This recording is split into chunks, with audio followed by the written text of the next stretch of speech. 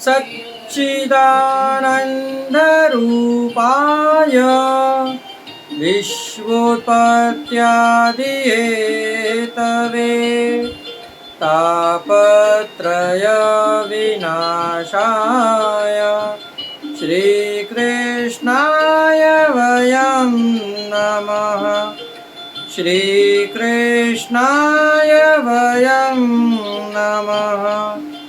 श्रीकृष्णाय वयं नमः। पुष्टिमार्गीय सर्वज्ञ करुणारसपूरितः श्रेष्ठफलप्रदाता च तस्मै श्रीगुरुवे नमः। तस्मै श्रीगुरुवे नमः। तस्मै श्रीगुरुवे नमः। जय श्री कृष्ण। राधे राधे प्रियजनों, दास का प्रणाम स्वीकार करें। आज ये दास आपके लिए रामायण की एक कथा लेकर आया है। इसमें एक ऐसा पात्र है जो स्वयं ब्रह्मा जी के ही अंश अवतार है। जी हाँ, आप बिल्कुल सच सोच रहे हैं, श्री जामवंत जी के बारे में।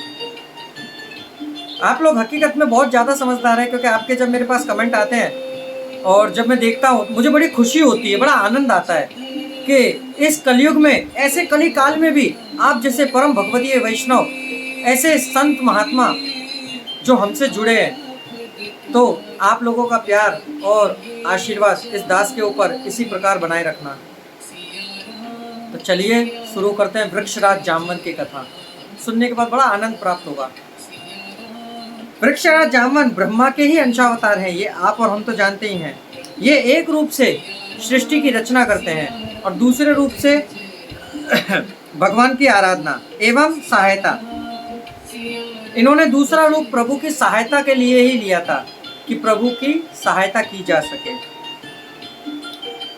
जामवंत के रूप में ये जब प्रकटे थे क्योंकि इन्होंने ही वरदान दिया था रावण को कि तुम मेरी बनाई हुई किसी भी सृष्टि से नहीं मरोगे, मनुष्य और वानर को छोड़कर बाकी तुम किसी से नहीं मारे जाओगे।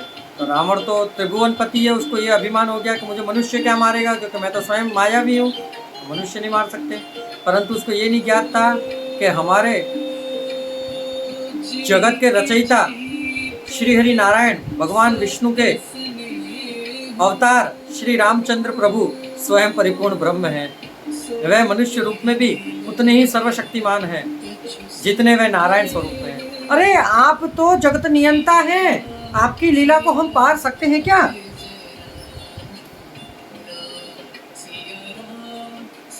भगवान अब इसी रूप में रहकर राम जी की सहायता पहुंचाई जा सकती थी, तब इन्होंने ये जामवंत का रूप लिया था। जब भगवान विष्णु ने वामन अवतार धारण करके बलि की यज्ञशाला में गमन किया, तब संकल्प लेने के बाद अपना विराट रूप प्रकट किया। प्रभु ने जब विराट रूप प्रकट किया था 3 पग भूमि लेने के लिए। श्री राधे। तब इन्होंने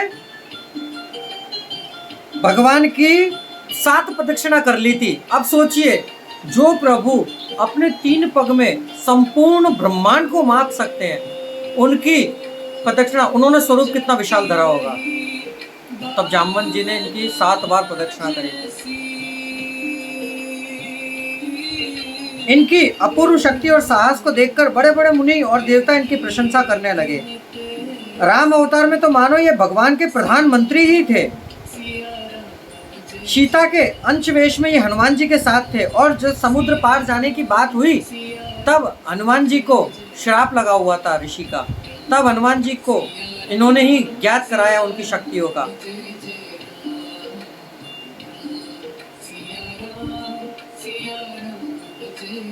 कि 7 समुद्र पार करना आपके लिए कोई बड़ी बात नहीं है। चाहो एक छलांग जो मारो, तो हनुमान जी ने एक ही छलांग में 7 समुद्र पार कर दिए थे।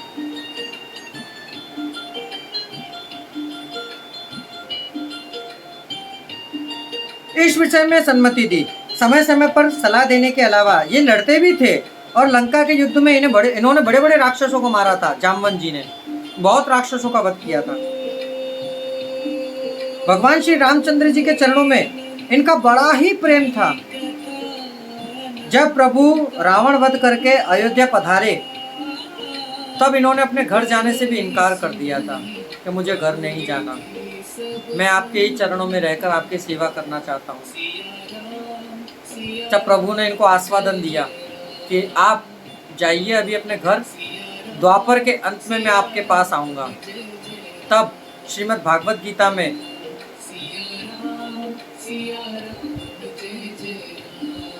सत्राजित और प्रसन्नजित इन दोनों की कथा आती है। सत्राजित और प्रसन्नजित जिनकी पुत्री सत्यभामा, सत्राजित की पुत्री सत्यभामा, इनके पास में ना एक समयंतक मणि थी। ये मणि सूर्य भगवान से इनको प्राप्त हुई थी, जिनसे नित्य प्रति 100 किलो सोना निकलता था उस मणि से। तब प्रभु को तो लीला करनी थी, या आप और हम जानते, किसी दिन हम आपको इसकी कथा विस्तार पूर्वक बताएंगे। उस मणि को लेकर प्रसन्नजित युद्ध करने, खेलने, शिकार करने के लिए गए। वहां शेर ने उनको मारा। अभी मैं आपको ये कथा थोड़ी जल्दी बता रहा हूँ, यदि आपको कथा सुनने में आनंद आए तो हमें बताइएगा, तो हम आपको पूरी विस्तार से समझाएंगे। शेर ने इनको मारा, मणि शेर ने ले ली। शेर को मारकर मणि जामवंत जी ने अपने पास रख ली। फिर प्रभु उस मणि को खोजने के लिए निकले। क्यों? कि जब द्वारका में कानों कान ये बात फैलने लगी कि श्री कृष्ण ने मणि को ले लिया है, वह चाहते थे इस मणि को लेना, तब लोक दृष्टि के भय से भगवान ने कलंक लगने के परिमार्जन से मणि को अन्वेषण के लिए यात्रा करी। परंतु वास्तव में बात यह थी कि उन्हें अपने पुराने भक्त जामवंत जी को दर्शन देने थे। जब प्रभु श्री कृष्ण उनकी गुफा में पहुंचे तब जामवंत जी का पुत्र पालने में झूला उस समयंतक मणि से खेल रहा था। प्रभु श्री कृष्ण को आते देख वह बड़ी जोर से तिलकारी मार के रोया। तब जामवंत जी पधारे, पर जामवंत जी भी प्रभु को देखकर समझ नहीं पाए। दोनों में द्वंद्व युद्ध हुआ, द्वंद्व युद्ध 27 दिनों तक द्वंद्व युद्ध चला। जब दोनों में से कोई हारने का नाम नहीं ले रहा था, तब प्रभु ने एक मुष्टि का प्रहार किया, जिससे जामवंत जी का शरीर स्थूल पड़ गया। उन्हें कुछ समझ में नहीं आया कि अब क्या हुआ ये। तब उन्हें ज्ञात हुआ कि मुझे इस प्रकार अचेत अवस्था में लाने वाला तो स्वयं एक परिपूर्ण परमात्मा ही हो सकता है। तब उन्हें ज्ञात हो गया कि प्रभु ने मुझे वचन दिया था, तो वह पधारे हैं। जब उन्होंने नीचे से दृष्टि ऐसी ऊंचे करके देखी तो क्या देखते हैं, भगवान ने हाथ में धनुष और बाण धारण करके श्री रामचंद्र जी का रूप ले रखा है। तो बोलिए सियावर रामचंद्र की जय। प्रभु के दर्शन कर उन्होंने, जामवंत जी ने वह मणि और अपनी पुत्री जामवंती दोनों ही प्रभु को प्रदान करी और अपने सर्वस्व को भगवान के चरणों में चढ़ाकर जीवन का सच्चा लाभ लिया। वास्तव में प्रभु के चरणों में समर्पित हो जाना ही जीवन का परम और चरम लक्ष्य है। ये आप और हम नहीं जान रहे हैं। हकीकत, एक बार हमारे कहने से आप प्रभु को अनन्य भाव से भजकर तो देखिए प्रभु आपको प्राप्त होते हैं कि नहीं। अब आप बोले कि एक ही दिन में प्राप्त हो, तो ऐसा नहीं होगा। परंतु एक दिन आपको बुखार आ रहा हो, आपने दवाई ली, तो दवाई भी अपना असर करने में समय लेती है।